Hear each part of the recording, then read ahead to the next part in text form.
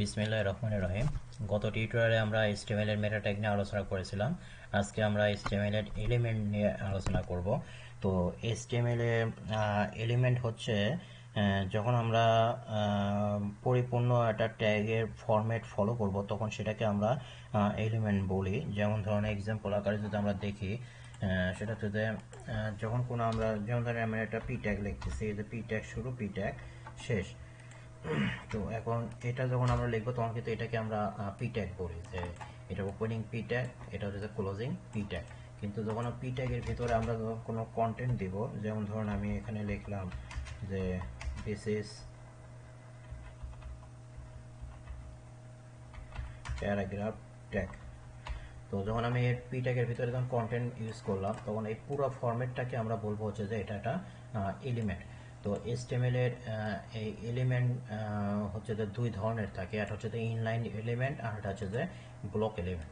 তো inline element এবং block এলিমেন্টের ভিতরে তফাৎ হচ্ছে যে ইনলাইন এলিমেন্টের ডিফল্ট মানে ফিক্সড কোনো ওয়াইড থাকে না, এবং এটা নতুন কোনো লাইনও যখন ব্যবহার করবেন তখন ডিফল্টভাবে নতুন কোনো লাইন তৈরি করে না।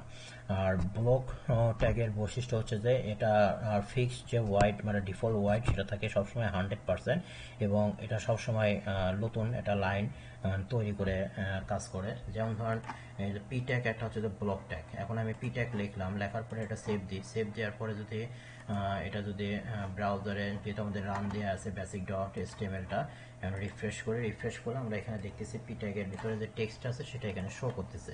এখন এর নিচে যদি আমি আরেকটা পি ট্যাগ ব্যবহার করি, এখন আমি আরেকটা পি ট্যাগ নিলাম, এখন এটা সেভ দিই, সেভ দেওয়ার পরে যদি রিফ্রেশ করি এখন দেখেন এই পি ট্যাগের টেক্সট কিন্তু আমাদের পুরোপুরি কিন্তু 100% হয়নি, কিন্তু তারপরেও দেখেন এই টেক্সটটাকে কিন্তু ওর নিচে নতুন লাইনে কিন্তু তৈরি করে দিচ্ছে। তো এটার কারণটা হচ্ছে যে এই পি ট্যাগটা ব্লক ট্যাগ, কারণ এই পি ট্যাগের ডিফল্ট যে ওয়াইড বা ফিক্সড ওয়াইডটা থাকে সবসময় 100%, যার কারণে এগুলোকে ব্লক ট্যাগ বলা হয়। আর ইনলাইন ট্যাগটা হচ্ছে যে যেমন ধরুন এই যে অ্যাঙ্কর ট্যাগটা হচ্ছে যেটা ইনলাইন ট্যাগ, যে অ্যাঙ্কর ট্যাগ আমরা শুরু করলাম, অ্যাঙ্কর ট্যাগ শেষ। যেমন ধরুন আমি এখানে দিলাম যে হোম, এখানে আমি লিখলাম হাইপার রেফারেন্স। তো ধরুন এখন এটা সেভ দিই, সেভ দেওয়ার পরে একটু রিফ্রেশ করি, রিফ্রেশ করলে দেখেন এখানে আমাদের এই যে হোমটা আসছে। এখন আমি এখানে আবার একটা অ্যাঙ্কর ট্যাগ লিখি, আবার একটা অ্যাঙ্কর ট্যাগ লিখলাম, এখানে আমি দিলাম হচ্ছে যে সার্ভিস, সার্ভিস দিলাম, দেওয়ার পরে এখন এটা সেভ দিই, সেভ দেওয়ার পরে যদি রিফ্রেশ করি এখন দেখেন সার্ভিসটা কিন্তু নিচে চলে আসে নাই, নিচে না আসে কিন্তু এই হোমের পাশাপাশি কিন্তু বসে গেছে। কারণ হচ্ছে যে এই ইনলাইন ট্যাগের ফিক্সড ওয়ার্ডটা মানে ফিক্সড কোনো ওয়ার্ড থাকে না, এটার যে কন্টেন্টটা থাকবে সেই কন্টেন্টের যতটুকু ওয়ার্ড ওই অনুযায়ী আপনার এটা ওয়ার্ডটা ধরে নেয়। তো এটা হচ্ছে যে ইনলাইন ট্যাগ এবং ব্লক ট্যাগের মধ্যে তফাৎ। তো আমরা যখন কাজ করব তখন আমাদের কিন্তু এই ইনলাইন ট্যাগ এবং ব্লক ট্যাগ নিয়ে আমাদের কাজগুলো করতে হবে। তো ইনলাইন এবং ব্লক ট্যাগের আরেকটা এক্সাম্পল আমরা দেখি, যেমন ধরুন আমি এখানে একটা ডিপ ট্যাগ ইউজ করতেছি। তো ডিপ ট্যাগটা খুবই ইম্পর্টেন্ট একটা ট্যাগ, এই ট্যাগটা নিয়ে আমরা আলোচনা করব পরবর্তী যে টিউটোরিয়ালগুলো আসবে সেই টিউটোরিয়ালগুলোতে। তো এই ডিপ ট্যাগটা হচ্ছে যে এটাকে বলা হয় একটা কন্টেন্ট ট্যাগ। এই ডিপ ট্যাগের ভিতরে আমরা আরও চাইল্ড যে ট্যাগগুলো সেই ট্যাগগুলো রেখে কাজ করি।